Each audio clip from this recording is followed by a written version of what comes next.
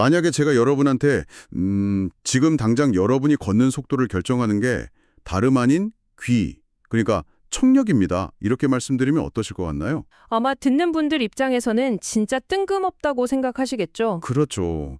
아니 뭐 다리 근육이나 관절도 아니고 무슨 귀가 걷는 속도를 조절해 하실 텐데요. 근데 이 직관에 반하는 사실이 우리의 노후를 결정지을 아주 중요한 단서라면 이야기가 완전히 달라집니다. 네, 맞아요.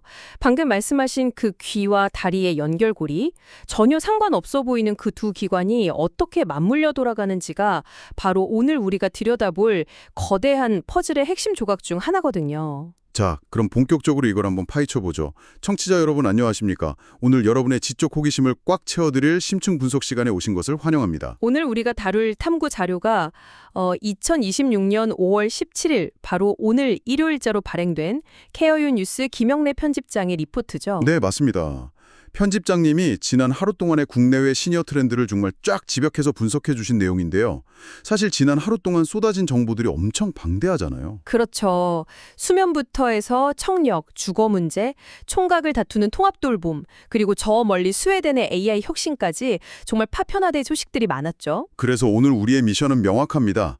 이 파편화된 뉴스들을 그냥 수박 겉핥기식으로 훑고 지나가는 게 아니라 이것들이 어떻게 고령화 시대의 생존 지도라는 하나의 완성된 그림으로 연결되는지 그 작동 원리를 뜯어보는 겁니다. 네, 지금 출퇴근길이시거나 회의 준비하시거나 아니면 그냥 호기심에 이 방송을 듣고 계신 청취자 여러분 모두에게 오늘 이 시간은 미래의 우리 자신을 바라보는 해상도를 확 높여줄 그런 시간이 될 겁니다. 기대가 되는데요. 일단 정책이나 제도 얘기하기 전에 우리 몸에서 일어나고 있는 노화의 패러다임 변화부터 좀 짚어봐야 할 것 같아요. 맞아요. 우리가 흔히 의학적인 진단이라고 하면 엑스레이를 떠올리곤 하잖아요. 뼈가 부러진 하얀 선을 딱 보고 명쾌하게 원인을 찾아서 치료를 하죠. 그렇죠. 직관적이고 명쾌하죠. 하지만 노화의 영역, 특히 오늘 리포트 첫 파트에 나온 질환의 재정의 부분을 보면 그 선명했던 엑스레이가 더 이상 작동하지 않는다는 걸 알 수 있습니다. 파킨슨병에 대한 내용이요. 저도 그게 첫 번째 충격이었어요. 저는 파킨슨병이라고 하면 그 손이 막 떨리거나 걸음걸이가 느려지는 운동을 통제하는 뇌의 일부분이 고장나는 병 정도로만 알고 있었거든요. 대부분 그렇게 아시죠. 그런데 어제 발표된 최신 연구들을 보면 완전히 다른 이야기를 합니다. 75세 이상 고령 환자들의 경우에 단순한 운동장애가 아니라 심각한 인지기능 저하라던가 자율신경계 이상이 뚜렷하게 동반된다는 거예요. 자율신경계 이상이라면 뭐 소화가 안 된다거나 그런 건가요? 그렇죠. 갑자기 혈압이 떨어져서 어지럽거나 소화기관이 멈추는 등 생존의 기본 시스템이 연쇄적으로 무너진다는 뜻입니다. 의학계가 파킨슨병을 보는 렌즈 자체를 뇌와 신체의 노화 속도를 급격히 앞당기는 전신노화 질환으로 다시 정의하고 있는 겁니다. 와, 그렇게 되면 환자를 치료하는 방식도 기존 매뉴얼로는 감당이 안 되겠네요. 손떨림 약만 처방하고 걷기 지혈만 시킨다고 해결될 문제가 아니잖아요. 절대 안 되죠. 그래서 리포트에서 엄청 강조하는 개념이 바로 다학제 통합 모델입니다. 쉽게 말해서 환자 한 명을 두고 신경과 의사 혼자 진료를 보는 게 아니라는 거예요. 네, 재활의학과 정신건강의학과 영양사, 물리치료사가 한 번에 달라붙는 겁니다. 마치 레이싱카 경기할 때 그 피트크루들 있잖아요. 그렇게 동시에 달라붙어서 인지, 운동, 영양, 심리를 한 번에 관리해야 한다는 거죠. 피트크루 비유를 들으니까 확 와닿네요. 한 부위가 아니라 전체 시스템의 문제라는 건데 오프닝에서 제가 던졌던 질문 있잖아요.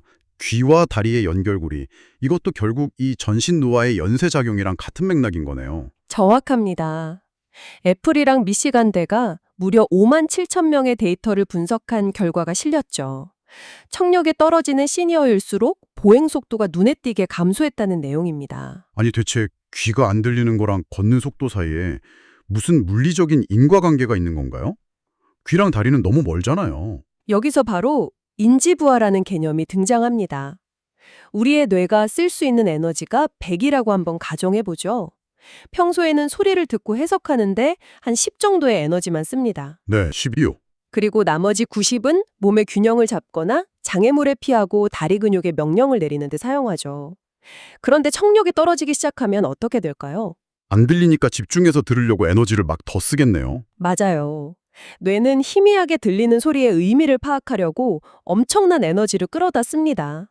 듣는 데만 40, 50의 에너지를 소모해버리는 거죠. 와, 내 CPU 점유율이 듣기 프로세스에 과도하게 쏠려버리는 거군요. 바로 그겁니다. 뇌가 소리에 에너지를 다 빼앗기니까 정작 신체 균형을 유지하고 민첩하게 걷는데 배분할 에너지가 부족해지는 겁니다. 결국 걷는 속도가 느려지고 낙상 위험이 커지는 거죠. 노화라는 게 어느 한 장기가 수명을 다하는 게 아니라 청력 저하가 뇌의 과부하를 부르고 그 과부하가 운동 능력을 갉아먹는 도미노 현상이었네요. 네, 그 5만 7천 명의 데이터가 그걸 완벽하게 증명해 준 겁니다. 그 메커니즘을 듣고 나니까 어제 경기메디 뉴스에서 다뤘던 혈관성 치매 기사도 너무 쉽게 이해가 가요. 시니어분들이 평소보다 멍해지고 행동이 느려지면 가족들은 그냥 어머니가 요새 피곤하신가 보다, 기력이 떨어지셨네 하고 착각한다는 내용이었잖아요. 그렇죠. 겉으로는 그냥 단순한 피로처럼 보이니까요. 근데 뇌는 지금 손상된 혈관을 어떻게든 우회해서 기능 유지하려고 비상사태로 에너지를 막 끌어다 쓰고 있는 거네요. 맞습니다. 우리 몸은 무너지는 순간까지 어떻게든 균형을 맞추려고 안간힘을 씁니다. 그래서 가장 치명적인 위험 신호들이 일상적인 무증상이나 단순한 피로감의 가면을 쓰고 조용히 진행되는 거죠. 수면장애도 마찬가지죠. 시사저널 보도 보니까 수면장애가 치매랑 파킨슨병 위험을 기하급수적으로 높인다고 하던데요. 네, 잠을 못 자는 동안 뇌에 쌓인 노폐물이 청소되지 않으면서 그 연쇄 붕괴의 방화쇠를 당겨버리는 겁니다. 와, 이건 진짜 자동차 엔진 경고등 같네요. 계기판에 조그맣게 노란불 들어왔는데 운전자는 그냥 기름이 약간 부족한가 하고 무시하고 고속도로를 달리는 거잖아요. 딱 맞는 비유입니다. 수면장애나 약한 청력 저하라는 경고등을 방치했다가 나중에 보행 기능 상실이나 인지장애라는 변속기 전체의 고장으로 이어지는 거죠. 결국 헬스케어의 관건은 이 일상 속의 작고 조용한 경고등을 어떻게 묶어서 조기에 포착하느냐에 달려 있겠군요. 그렇기 때문에 병원의 역할도 완전히 바뀌어야 합니다. 앞서 말한 다학제 진료처럼 이제는 스크리닝도 무조건 통합으로 가야 하거든요. 무릎 아파서 왔다고 무릎만 보면 안 된다는 거군요. 맞아요. 어르신이 병원 오시면 수면의 질은 어떤지, 청력은 어떤지, 병실문을 열고 들어오는 보행 속도는 1초에 몇 미터인지 하나의 패키지로 묶어서 분석해야만 진정한 예방이 가능해지는 패러다임으로 넘어온 겁니다. 자, 우리 몸 안에서 일어나는 노화가 점이 아니라 하나로 연결된 거미줄이라면 그 몸을 보호해야 할 사회적 시스템 역시 점이 아니라 그물망으로 쫙 연결되어야 앞뒤가 맞겠죠? 네, 그 논리적 흐름이 바로 오늘 리포트의 두 번째 주제, 통합돌봄으로 우리를 자연스럽게 안내해 주네요. 네, 어제 하루 동안 쏟아진 지자체 뉴스들만 봐도 돌봄의 개념이 완전히 재편되고 있다는 걸 알 수 있었어요. 과거의 돌봄은 요양보호사가 집으로 찾아가는 1차원적인 선에 가까웠잖아요. 근데 이제는 병원, 지자체, 농촌 지역까지 아주 입체적인 면으로 확장되고 있습니다. 전국에서 진짜 동시다발적으로 사례들이 나오더라고요. 저는 그중에서 신안군의 농촌왕진 버스랑 합천군의 클린버스가 눈에 확 띄었어요. 단순히 혜택 종류를 늘린 게 아니라 접근 방식이 아예 달라졌거든요. 어떤 부분에서 그렇게 느끼셨나요? 신안군 같은 경우는 버스가 의료 혜택 안 닿는 외곽으로 찾아가는데 거기서 그냥 혈압만 재고 약만 주고 오는 게 아니더라고요. 치매 예방 사업을 그 안에서 직접 연계해서 진행하는 거예요. 바로 그 지점이 돌봄 무대의 확장입니다. 병원에 오실 수 없는 환경이면 병원과 지자체의 복지망이 하나로 결합된 모빌리티가 직접 가서 조기 스크리닝을 해버리는 겁니다. 대구 북구청이랑 칠곡 경북대병원이 생애 말기 환자를 위해서 협약 맺은 것도 같은 맥락이네요. 그렇죠. 병원에서 퇴원하는 순간은 돌봄이 끊기는 게 아니라 삶의 마지막 임종 순간까지 지역사회가 의료랑 일상을 끊김없이 이어주겠다는 의지인 거죠. 인천 연수구나 여주시도 병원 밖 돌봄을 계속 강화하고 있고요. 아, 잠깐만요. 여기서 짚고 넘어가야 할 아주 현실적인 문제가 하나 있습니다.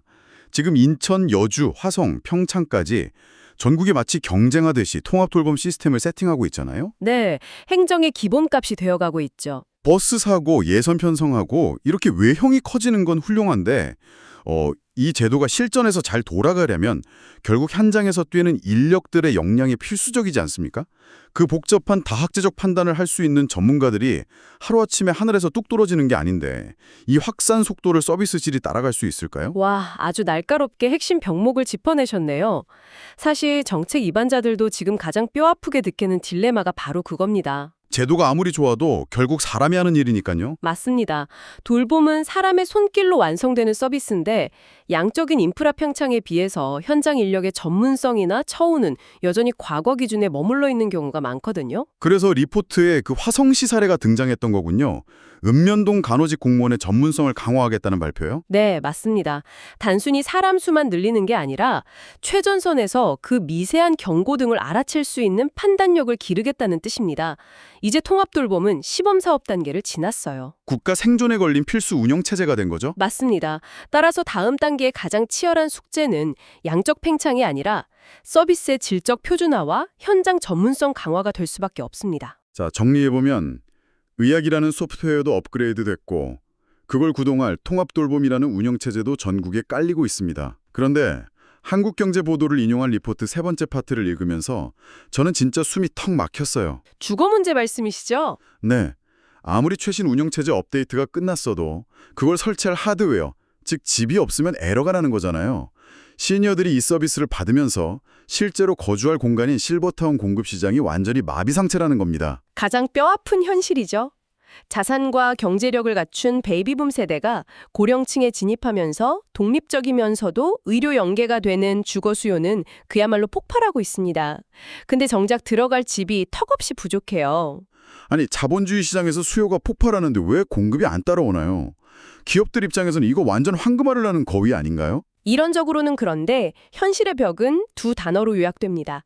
바로 규제와 수익성이죠. 건물을 짓는데 무슨 특별한 규제가 있나요? 기업이 실버타운을 지으려면 24시간 대기하는 의료인력, 식음료 서비스, 커뮤니티 시설 등 엄청난 고정 비용이 들어갑니다. 이걸 감당하려면 규모의 경제가 나와야 하거든요. 아, 건물을 크게 지어야 수지 타산이 맞는다는 거군요. 그렇죠. 그런데 도심이나 접근성 좋은 곳은 땅값이 너무 비싸고 인허가 규제 때문에 건물을 높이 올리는 용적률 상향도 꽉 막혀 있는 겁니다. 아, 크루즈 여객선이랑 똑같네요. 티켓 팔아서 배 안에 있는 의사랑 셰프들 월급 주려면 최소 10층짜리 배를 띄워야 하는데 법으로 2층짜리 배만 만들려고 묶어놓으니까 아무도 사업에 안 뛰어드는 거네요. 정말 정확한 이해입니다. 그래서 기사에서 제시하는 해법도 결국 규제를 풀고 금융 지원을 해야 한다는 쪽으로 모아집니다. 용적률을 좀 풀어주고 의료시설 들어오게 칸막이를 없애줘야 한다는 거군요. 네, 도심 내 공공부지도 민간이 활용할 수 있게 길을 열어주고요. 최근 부산에 들어서는 라우어 시니어타운이 기장병원이랑 업무협약 맺은 것도 민간이 스스로 활로를 찾으려는 시도입니다. 주거 공간이라는 하드웨어 안에 의료 소프트웨어를 내재화하려는 거네요. 맞습니다. 더 나아가서 국민연금이나 대형 보험사들이 이 시장에 뛰어들 준비를 하고 있는 흐름도 주목해야 해요. 그들은 실버타운을 단순 부동산이 아니라 요양, 금융, 돌봄을 하나로 묶는 거대한 플랫폼 비즈니스로 보고 있거든요. 결국 정부가 이 흐름에 맞춰서 얼마나 신속하게 규제의 매듭을 풀어주느냐. 이게 노후주거 시장 지형을 확 바꾸겠네요. 맞습니다. 아주 중요한 포인트죠. 그런데 말입니다. 지금까지 우리가 이야기한 다학제 치료 모델, 집으로 찾아가는 버스, 최첨단 실버타운. 이 모든 것들의 공통적인 문제가 하나였어요. 바로 막대한 비용이 든다는 겁니다. 네, 인구는 줄고 세금 낼 사람은 적어지는데 이 비용을 어떻게 감당하느냐가 문제죠. 맞아요. 여기서 우리의 시야를 해외로 확 넓혀줄 흥미로운 해법이 나오더라고요. 바로 스웨덴의 의료개혁 실험입니다. 여기서 진짜 흥미로운 부분은 공공의료 상징인 스웨덴이 오히려 AI 기술을 막 도입하고 민간 경쟁을 시켰다는 거예요. 그 결과가 시사하는 바가 굉장히 큽니다. 스웨덴은 이 전략으로 1인당 의료비 증가율을 미국의 3분의 1 수준으로 억제하는 데 성공했습니다. 와, 3분의 1이요. 흔히 공공의료는 좀 비효율적이고 대기 시간이 길다는 편견이 있잖아요. 네, 스웨덴은 그 비효율의 틈새를 데이터와 AI로 완벽하게 메웠습니다. 완벽한 벤치마킹 대상인데 AI가 어떻게 비용을 줄였다는 건가요? 의사를 로봇으로 대체한 건 아닐 테고요. 의사를 대체하는 게 아니라 환자의 분류, 즉 트리아지 과정의 효율을 극대화한 겁니다. 예를 들어 어르신이 응급실에 와서 4시간 기다려서 의사를 만났는데 의사가 이건 전문의에게 가셔야 합니다 하고 돌려보내면 어떻게 될까요? 환자 시간도 날리고 의사 시간도 낭비되고 비용은 2중 3중으로 청구되겠네요. 맞습니다. 그래서 스웨덴은 AI 보조 진단을 도입해서 환자 초기 데이터를 분석해 애초에 불필요한 중복 검사를 싹 걸러내고 가장 적합한 진료실로 곧장 연결해버린 겁니다. 아, 눈에 보이지 않게 줄줄 새는 동선이랑 중복 청구 비용을 데이터로 싹둑 잘라낸 거군요. 네, 예산을 무작정 쏟아붓는 게 능사가 아니라는 걸 보여준 거죠. 그런데 데이터가 찾아낸 눈에 보이지 않는 위협하니까 리포트에 등장한 프랑스 기사 경고가 떠오릅니다. 저번 처음에 무슨 빵집 기사가 시니어 리포트에 껴있나 했거든요. 네, 프랑스 식품환경노동위생안전청 발표 내용이었죠. 성인 절반 이상이 우리가 매일 먹는 빵과 곡물류를 통해 1급 발암물질인 카드뮴에 과다 노출되어 있다는 충격적인 내용이었습니다. 아니 바게트의 나라 프랑스에서 빵에 중금속이 들었다뇨? 근데 이게 왜 특히 시니어들한테 치명적이라는 겁니까? 어차피 다 같이 먹는 빵이잖아요. 여기서 노화의 생물학적 메커니즘을 짚어봐야 합니다. 우리 몸의 신장이나 간은 섭취한 독소를 걸러내는 필터 역할을 하잖아요. 네, 해독작용을 하죠. 젊을 때는 약간의 중금속이 들어와도 몸 밖으로 배출해낼 능력이 있습니다. 하지만 나이가 들면서 이 필터 기능이 급격히 떨어져요. 아, 배출이 안 되는군요. 네, 같은 양의 빵을 먹어도 시니어의 몸속에는 카드뮴이 배출되지 않고 차곡차곡 쌓여서 뼈를 약하게 만들고 신장 기능을 망가뜨리게 되는 겁니다. 와, 30대한테는 안전했던 빵 한 조각이 80대한테는 누적되는 독이 될 수 있다는 거네요. 맞습니다. 데이터를 통해서 식생활의 숨은 지뢰를 찾아낸 건데 이게 한국 상황에도 주는 시사점이 클 것 같아요. 요즘 지자체별로 시니어 급식이나 돌봄식 배달 엄청나게 늘어나고 있잖아요. 매우 큽니다. 한국도 지금 돌봄식이 늘고 있는데 식단 기준을 보면 기껏해야 칼로리나 나트륨 함량 정도만 신경 쓰거든요. 그렇죠. 덜 짜게 드시라 이 정도죠. 그런데 프랑스의 이 데이터는 우리에게 묻고 있는 겁니다.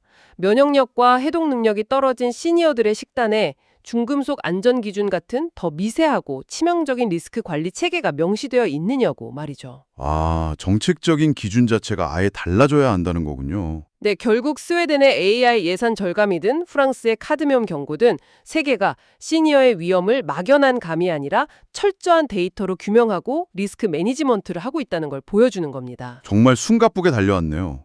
오늘 김영래 편집장의 리포트가 던지는 수많은 점들을 쭉 선으로 이어보니까 결론이 아주 명확해집니다. 네, 편집장님의 한 줄 평에 모든 게 담겨 있죠. 예방, 돌봄, 주거가 동시에 작동하지 않으면 노후가 무너진다. 맞습니다. 우리 몸의 장기들이 서로 소통하면서 생명을 유지하듯이 의료 시스템, 지자체 돌봄망, 그리고 우리가 살아갈 집이라는 하드웨어가 유기적인 생태계로 묶여야 한다는 진리네요. 네, 이 방대한 분석의 끝에 편집장님이 오늘 5월 17일 일요일 아침에 참 어울리는 책원담의 한 구절을 남기셨더라고요. 아, 오늘이 음력으로 4월 초하루잖아요. 이 조용한 일요일 정서랑 아주 잘 맞을 것 같은데 어떤 문장인가요? 복막 보거 솟아 화막 화어다 심. 일이 적은 것보다 더 큰 복이 없고 생각이 많은 것보다 더 큰 화가 없다라는 지혜입니다. 참 1시간 내내 어떻게 하면 AI가 진단하고 버스가 집 앞까지 찾아오고 최첨단 실버타운 지어서 위험을 완벽하게 통제할까를 치열하게 논했는데 마지막에 일이 적은 게 제일 큰 복이라는 인문학적 통찰을 들으니까 뒤통수를 탁 맞은 듯 기분이 묘해집니다. 우리가 완벽한 시스템을 만들려는 목적도 결국 삶의 고단한 일들을 줄이기 위해서니까요. 네, 그래서 여기서 청취자 여러분께 조금 도발적인 질문을 하나 던져보면서 이 시간을 마무리할까 합니다. 오늘 우리는 신체, 주거, 사회 시스템의 노화를 어떻게 빈틈없이 관리할지 치열하게 탐구했는데요. 네. 한번 상상해 보시죠. 만약 스웨덴의 AI처럼 완벽한 시스템과 한국의 촘촘한 돌봄망이 우리 일상을 다 대신해줘서 최근담이 말하는 진정으로 우리 삶에 일이 적어지는 완벽한 소사의 환경이 주어졌다고 칩시다. 아주 이상적인 완벽한 노후네요. 그렇죠. 그런데 과연 우리의 마음은 그 고요함을 온전히 복으로 누릴 준비가 되어 있을까요? 아니면 너무 텅 빈 시간 속에서 오히려 무엇을 해야 할지 몰라 과거에 대한 후회나 심리적 불안으로 더 많은 생각이 휩싸이는 다심이라는 새로운 화를 마주하게 될까요? 아, 외부 인프라가 아무리 완벽하게 삶의 물리적 위험을 막아준다고 해도 결국 그 안에서 행복을 느끼는 건 철저히 개인의 내면적 역량에 달려 있다는 말씀이군요. 매우 깊은 통찰입니다. 내 몸 안에 엔진 경고등을 챙기는 것도 중요하지만 잘 고친 그 차를 타고 어떤 풍경을 즐길 것인가는 온전히 운전석에 앉은 우리 몫이니까요. 진정한 노후 준비는 완벽한 외부 시스템을 구축하는 것만큼이나 그 고요함 속에서 평온하게 쉴 수 있는 마음의 근육을 기르는 일일지도 모르겠습니다. 네, 맞습니다. 오늘 들으신 분들도 마음의 작지만 단단한 근육을 하나씩 만드셨기를 바랍니다. 청취자 여러분, 오늘 하루만큼은 골치 아픈 일들을 조금 내려놓으시고 생각이 너무 많아지지 않는 고요한 일요일의 복을 누리시길 바랍니다. 오늘 저희의 심층 분석이 여러분의 세상을 보는 해상도를 조금이나마 높여드렸기를 기대하며 끝까지 함께 탐구해 주신 여러분 진심으로 감사합니다. 네, 감사합니다.